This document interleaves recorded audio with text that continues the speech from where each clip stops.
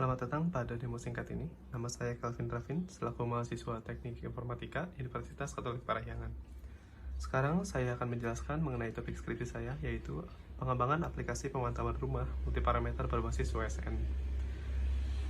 Di mana untuk implementasinya dibutuhkan 3 alat, yaitu alat perangkat untuk base station, di mana fungsinya akan menerima dan menyimpan data ke dalam database, dan terdapat 2 buah node sensor, yaitu node sensor A dan node sensor B. Dimana untuk node sensor A itu sendiri, dia akan dilengkapi dengan sensor pendeteksi kebocoran gas dan sensor untuk mendeteksi suhu dan kelembapan ruangan.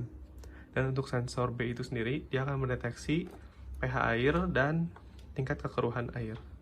Dimana kedua buah sensor ini nanti akan diletakkan pada dapur untuk node sensor A, yaitu yang ini, dan untuk node sensor B, yaitu yang ini, akan diletakkan di kolam air. Di mana node sensor A akan disimpan di ruang dapur pada lantai 1, dan node sensor B sudah diletakkan pada kolam air di lantai 1. Untuk perangkat PlayStation, itu akan dinyalakan dan akan diakses via remote desktop connection. Mengakses perangkat PlayStation, kita bisa langsung membuka remote desktop connection, lalu langsung dihubungkan kepada IP ini, yang merupakan IP dari perangkat Raspberry. Dimana setelah dikonekkan, kita akan langsung memasukkan username dan password untuk mengakses perangkat Raspberry tersebut.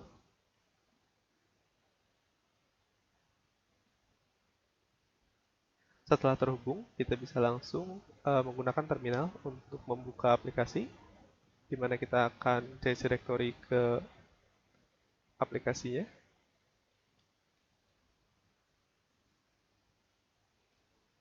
Dan kita akan memulai aplikasinya. Setelah aplikasi dimulai, akan muncul 7 menu, di mana menu 1 itu untuk memulai pencatatan sensing dari sensor. Untuk menu nomor 2 adalah untuk memberhentikan pencatatan sensing apabila nomor 1 sudah dijalankan, baru nomor 2 bisa dijalankan. Dan nomor 3 itu akan mendaftarkan user pada website pemantauan. Nanti website pemantauan akan dijelaskan lebih lanjutnya. Untuk nomor 4 itu untuk mengupdate user password dari user yang sudah didaftarkan pada nomor 3.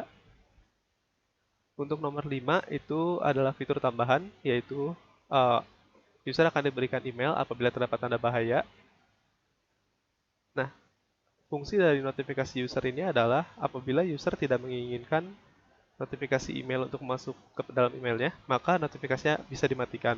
Namun apabila user yang ingin, maka notifikasi bisa dinyalakan untuk user tersebut saja.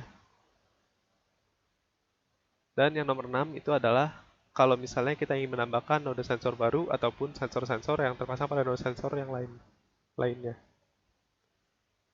Di mana manage node sensor dan sensor individual ini akan memiliki seluruh sensor ini.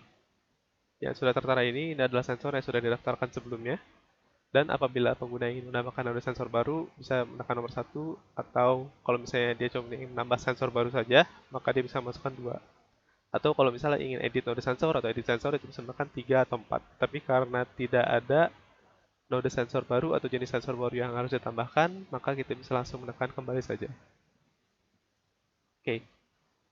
Sekarang kita akan langsung memulai pencatatan sensing, di mana kita langsung menekan 1, di mana sudah ada pesan untuk sensing started. Nah, untuk proses sensing ini sendiri akan memulai thread, sehingga tidak perlu user tidak perlu diam saja di sini, namun user bisa misalnya ingin memanage node sensor baru atau update notifikasi atau menu lainnya, itu bisa langsung dijalankan karena sensing sebelumnya itu sudah dilakukan via thread. Oke, untuk selanjutnya itu akan dilanjutkan kepada penampilan aplikasi visual, yaitu website pemantauan yang akan digunakan oleh pengguna biasa. Di mana untuk mengaksesnya kita dapat membuka website lalu menekankan URL ini, di mana 192.168.126 itu merupakan IP dari Raspberry. Karena ini di host oleh Raspberry, maka kita akan menekankan IP Raspberry, lalu ke folder dari aplikasinya. Lalu ini adalah root untuk memulai halaman login. Di mana halaman login ini tadi sudah didaftarkan oleh admin, sudah disiapkan sebelumnya. Di mana apabila kita menekan login, maka kita akan langsung memasuki ke tampilan utama dari pemantauan rumah. Oke, dikarenakan seluruh sensingnya tadi sudah dimulai, maka setiap parameter ini sudah terdaftar di sini dan variabel ini akan berubah setiap kurang lebih 6 detik secara otomatis.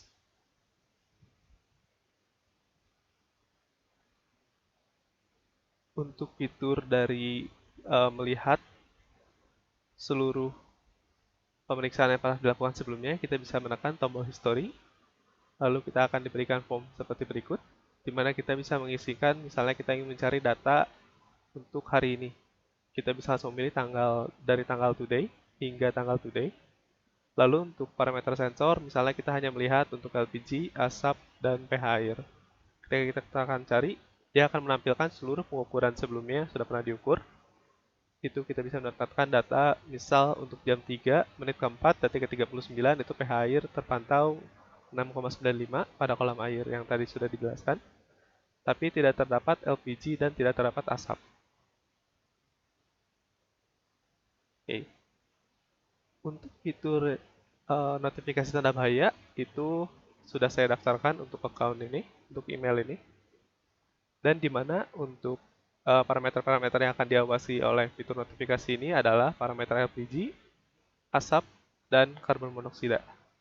Di mana parameter-parameter yang diawasi ini dapat ditambah oleh admin menggunakan fitur tambah sensor ataupun edit sensor. Di mana nanti akan diberikan pertanyaan apakah parameter dari sensor ini akan diawasi atau tidak. Sebagai percobaan dari fitur notifikasi, saya akan coba untuk membocorkan sedikit gas LPG, karbon monoksida, dan asap ke sensor pendeteksi gas.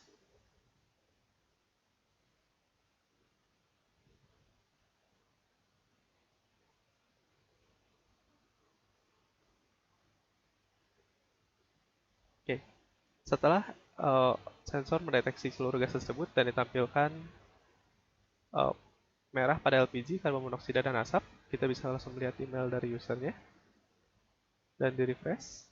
Dan kemudian email akan didapatkan oleh user, di mana mengatakan bahwa telah dideteksi keberadaan tanda bahaya dalam area pemeriksaan, di mana terdapat nilai parameter LPG menilai 39 ppm, parameter karbon monoksida itu 386 ppm, dan parameter asap bernilai 96 ppm. Untuk mengakhiri sensing dari sensor, kita bisa kembali ke aplikasi PlayStation, lalu menekan tombol 2 untuk menutup catatan sensing, di mana ditandakan bahwa sensing sudah stop dan satu sensor sudah offline. Dan apabila admin ingin menyudahi aplikasi ini, maka dia bisa menekankan tombol 7 untuk keluar dari aplikasi. Sekian untuk demo singkat dari program yang telah saya buat, dan terima kasih.